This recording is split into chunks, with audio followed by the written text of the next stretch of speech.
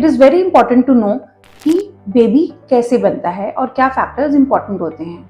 Friends, today I'm going to talk about the factors which are very important, and one of the most important factors, that is regular ovulation.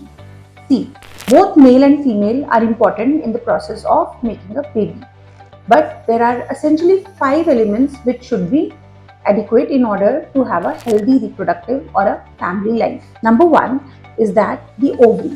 These are the ovaries. They should produce an egg every month or cyclically. Number 2 are the tubes. The tubes are a very dynamic structure, and at the time of ovulation, they envelop around the ovary and pick up the egg. When the egg reaches here, the sperm should be adequate in number and a good motility. The sperm reaches from the uterus to the ovum and they get fertilized in the initial part of the tube. उसके बाद जो hormones होते हैं वो हमारी uterus की endometrium यानी जो गर्भाशय है उसकी एंडोमेट्रियल लाइनिंग को रिसेप्टिव बनाते हैं बेबी रिसीव करने के लिए. ये बेबी देन ट्रैवल्स यहाँ फर्टिलाइज होने के बाद 5th डे पे ट्रैवल होके यहाँ इम्प्लांट हो जाता है यूट्रस में.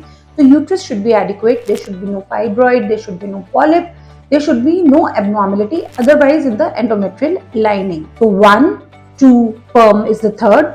4th is the baby which is implanting in the uterine cavity, and 5th is what I say कि मदर की जनरल हेल्थ बहुत अच्छी होनी चाहिए, जिसमें उसका ब्लड ग्रुप, उसका ब्लड प्रेशर, उसका वेट और कोई अदर इलनेस है जैसे डायबिटीज, ब्लड प्रेशर एक्सेट्रा, वो ऑप्टिमाइज होनी चाहिए. So these are the 5 factors which are very essential for producing a healthy baby. चलिए आज विस्तार में बात करते हैं. तो सबसे इम्पोर्टेंट फैक्टर है वो है रेगुलर ओव्यूलेशन. क्या मैं हर महीने एक अच्छा एग प्रोड्यूस कर रही हूँ? सबसे इम्पोर्टेंट फैक्टर उसमें होता है एज ऑफ द मदर. जैसे कि मैं हर बार बोलती हूँ कि between 25 to 30 years is the best age of having a baby.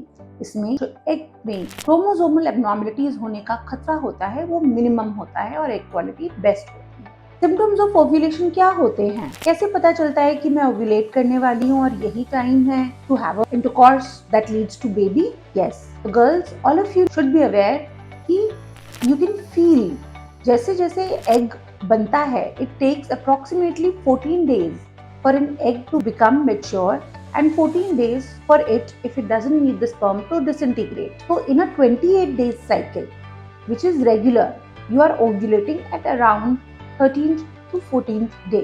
However, आपकी cycles little irregular हैं, या पहले आ जाती हैं या बाद में आती हैं.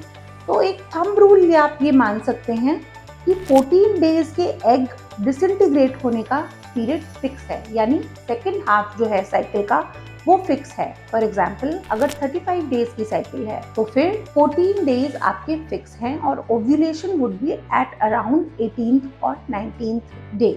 So your most fertile period would be from 16th day up to 20th day. Similarly, अगर आपकी साइकिल 25 डेज की हैं या 24 डेज की हैं तो लास्ट के 14 डेज जो हैं वो आपके फिक्स हैं और आपका ओव्यूलेशन जो है वो 10th या 11th डे पे हो रहा है. For you, the most fertile days will be 10th to 13th or 14th day of your cycle, considering कि जो पीरियड का डे 1 होता है वो day 1 of the menstrual cycle माना जाता है. इसके अलावा आप नोटिस करेंगे, if you are very keen, you can notice कि ओव्यूलेशन के टाइम पे जिस भी साइड से ओवरी ओव्यूलेट कर रही होती है वहाँ एक शार्प पेन या फिर स्टमक ब्लोटिंग या फिर ब्रेस्ट टेंडरनेस या फिर स्मॉल मूड चेंजेस, इस टाइप की चेंजेस आप महसूस कर सकते हैं. वेरी इंपॉर्टेंट फैक्टर जो बहुत इंपॉर्टेंट है फ्रेंड्स अपने आप में नोटिस करने के लिए वो ये है कि कोई एब्नॉर्मलिटी तो नहीं है, जैसे pen during sex, bleeding after sex, vaginal discharges, constant lower abdominal pain, recurrent urinary tract infections, severe pain during periods या फिर otherwise feeling of irregular periods Then there are some symptoms like abnormal hair growth, or if you are having thyroid problems,